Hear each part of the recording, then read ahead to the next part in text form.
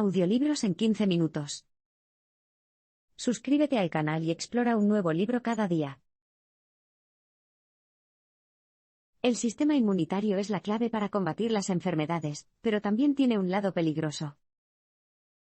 Si se le pregunta, la mayoría de la gente diría que su sistema inmunológico es bueno, ¿verdad? Después de todo, el sistema inmunitario humano, especialmente con la ayuda de medicamentos, es lo que nos defiende contra los virus, las bacterias y las enfermedades de todo tipo. Sin embargo, este poder no viene sin efecto. Si la respuesta inmunitaria se interrumpe de alguna manera, puede devastar el cuerpo y producir enfermedades que ponen en peligro la vida. El cuerpo debe encontrar un buen equilibrio. Para aclarar este punto, veamos un caso famoso entre los inmunólogos. Durante milenios, el virus que causa la viruela asoló a la humanidad. Mató a cientos de millones de personas, hasta que, el 8 de mayo de 1980, la Organización Mundial de la Salud declaró que la viruela era cosa del pasado. Pero, ¿cómo lo derrotaron? Estimulando el sistema inmunológico mediante la vacunación, una técnica descubierta por un médico inglés del siglo XVIII llamado Edward Jenner. Observó que las lecheras a menudo contraían la viruela bovina, que es menos grave, y que, una vez recuperadas, eran inmunes a la viruela. Jenner sabía que los dos virus estaban estrechamente relacionados, y planteó la hipótesis de que exponer intencionalmente a los humanos a la viruela bovina podría protegerlos de la viruela. De ahí el nacimiento de la vacunación, la activación de una respuesta inmunitaria en nuestros cuerpos que produce células que destruyen los virus.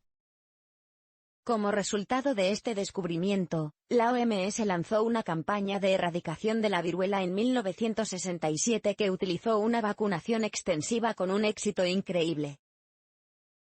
Sin embargo, la misma respuesta inmunitaria que provocan las vacunas también puede salir terriblemente mal.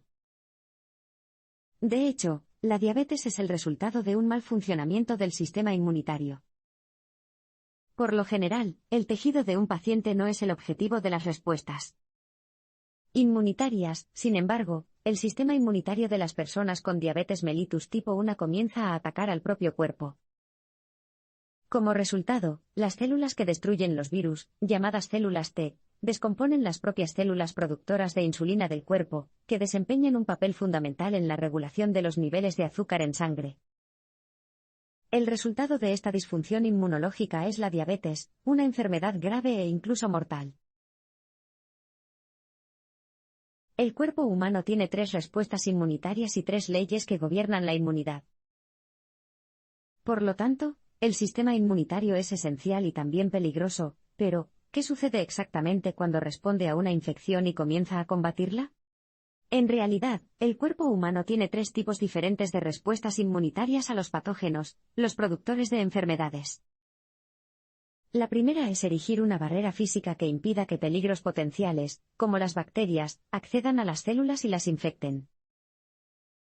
Por ejemplo, las vías respiratorias humanas están revestidas por una barrera física de moco que atrapa las bacterias. Una vez que esta membrana detiene las bacterias, o bien son tragadas y destruidas por los ácidos del estómago, o bien son expulsadas por el aire. La segunda forma de inmunidad se denomina inmunidad innata. Esta respuesta se produce cuando determinadas células detectan lo que podrían ser bacterias peligrosas y ayudan a otras células a combatirlas. Y la tercera forma es la inmunidad adaptativa. Así es como funciona. Durante una respuesta inmunitaria innata, todas las células que combaten las bacterias de cualquier tipo tienen la misma capacidad de encontrar y destruir un patógeno. Sin embargo, durante una respuesta inmunitaria adaptativa, se producen células extremadamente especializadas que son particularmente adecuadas para combatir una amenaza específica, como una enfermedad específica. Luego, una vez que el cuerpo se recupera, algunas de estas células permanecen allí, lo que protege al cuerpo contra futuros ataques. Por lo tanto, el sistema inmunitario responde de 3 maneras, pero más allá de eso, hay 3 leyes fundamentales que gobiernan la inmunidad. La primera es la ley de la universalidad, que dice que el sistema inmunitario puede producir anticuerpos especializados, células que encuentran y atacan a los patógenos, para prácticamente cualquier amenaza. La segunda, la ley de la tolerancia, dice que el sistema inmunitario no atacará las células corporales de su huésped. Y la tercera, la ley de la idoneidad, establece que cada patógeno requiere una respuesta inmunitaria específica, y también determina cuándo responder y cómo deben manejarse las diferentes amenazas. En los próximos parpadeos, entraremos en más detalles. La ley de la universalidad se ha discutido en la comunidad médica desde principios del siglo XX. Cuando se trata de la ley de la universalidad, la pregunta más importante es cómo puede actuar el sistema inmunitario con especificidad. Es decir, cómo puede producir anticuerpos altamente especializados que destruyan eficazmente distintas amenazas o, como se les llama, antígenos. Bueno, para responder a esta pregunta tendremos que seguir los pasos de los científicos que propusieron por primera vez la teoría de la especificidad y la ley de la universalidad. Ese camino comenzó con el científico alemán Paul Ehrlich, la primera persona en desarrollar una teoría que explicaba la especificidad. En 1901, Ehrlich propuso la idea de que los anticuerpos son similares a las moléculas de las que se alimentan los antígenos. La lógica era que los antígenos serían engañados para que se acercaran a los anticuerpos, quienes luego los atacarían. Como se encuentran en la sangre, estos anticuerpos podrían unirse a los antígenos antes de que los antígenos lleguen a las células que pretendían destruir. Sin embargo, la teoría de Ehrlich tenía un grave defecto.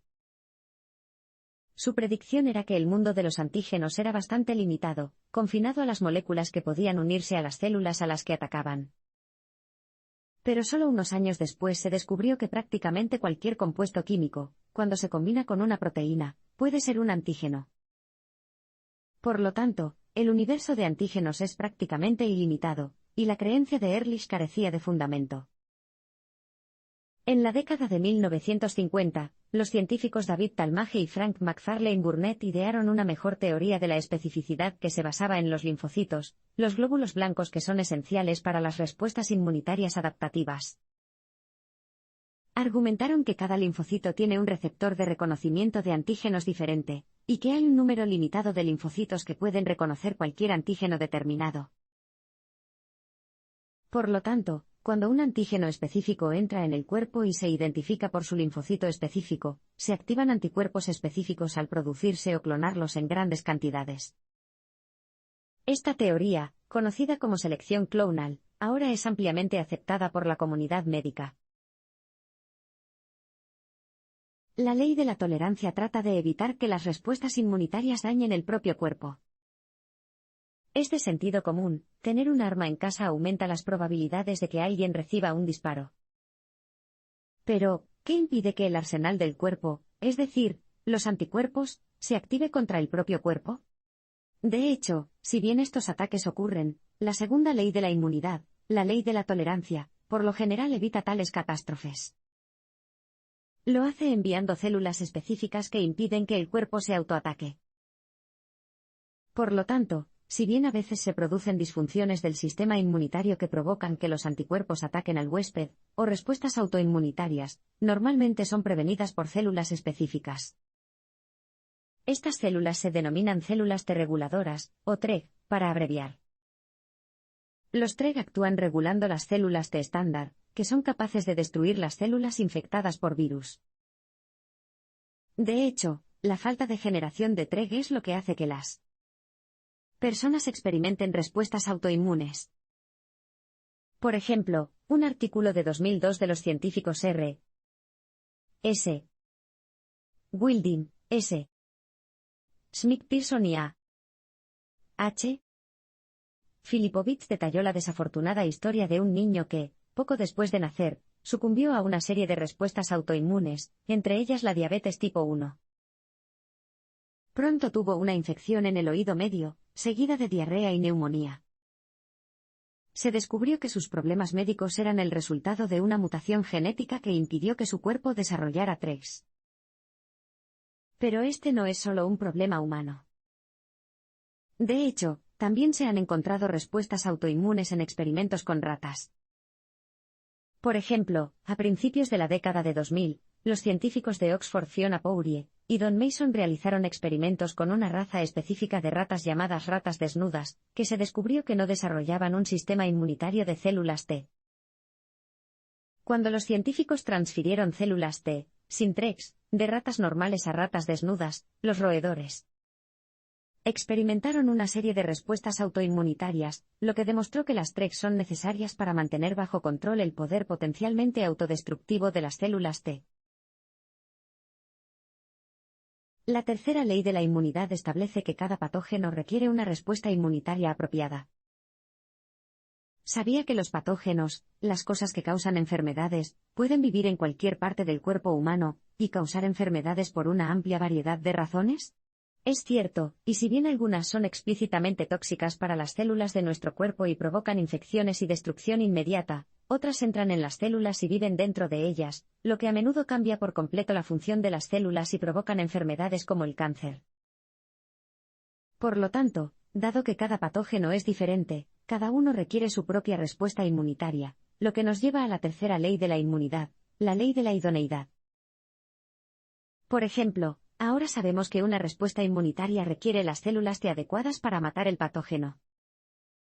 Richard Locksley, científico y médico de la Universidad de California en San Francisco, ha demostrado que el uso de las células T apropiadas en una respuesta inmunitaria es absolutamente esencial.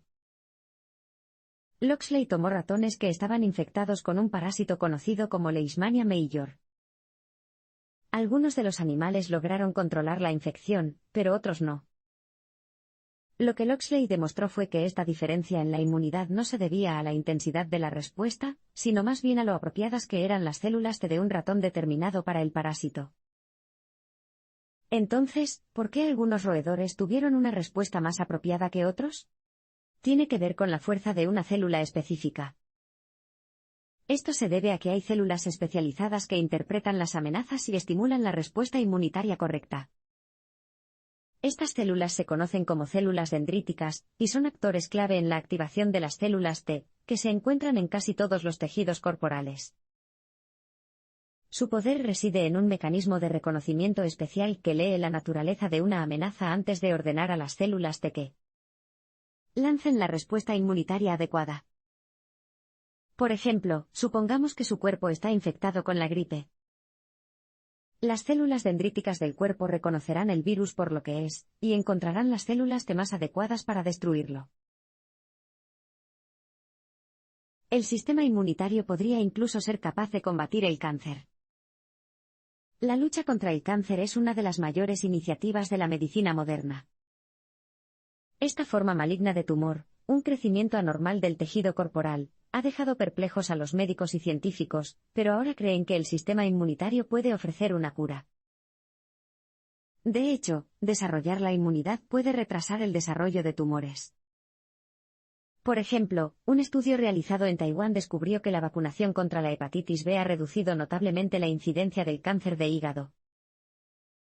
El estudio mostró que las personas nacidas entre 1975 y 1976, antes de que se introdujera la vacuna, tenían una tasa anual de cáncer de hígado de 0,64 por cada 100.000 habitantes. Sin embargo, para los nacidos entre 1985 y 1986, cuando la vacuna se usaba comúnmente, la tasa había caído a solo el 0,1, una disminución del 84%. ¿Por qué? Bueno, la vacuna podría haber producido una respuesta inmunitaria que redujera el riesgo de cáncer. Pero ese no es el único ejemplo de cómo la inmunidad combate los tumores. Un experimento de la década de 1950 realizado por Richard Penn y Joan Main en el Hospital de Servicios Públicos de Seattle es otro buen ejemplo. El estudio encontró que los tumores pueden contener antígenos específicos, moléculas que causan una respuesta inmunitaria, y que los cánceres pueden combatirse mediante la producción de los anticuerpos correctos. La pareja científica expuso a los ratones a una sustancia química que se sabía que causaba cáncer en los roedores. Luego, cuando los tumores de los ratones habían alcanzado un tamaño predeterminado, los científicos los extirpaban quirúrgicamente. Unos días más tarde, los tumores se devolvieron a los ratones cancerosos, y también se implantaron en ratones no cancerosos. En 10 de las 12 muestras, los tumores crecieron en ratones que antes no tenían tumores, pero fueron rechazados por los ratones de los que se habían extraído. La implicación es que los ratones anteriormente cancerosos desarrollaron una inmunidad contra este tipo particular de tumor. Estudios como este son un rayo de esperanza de que se vislumbra una inmunidad contra el cáncer.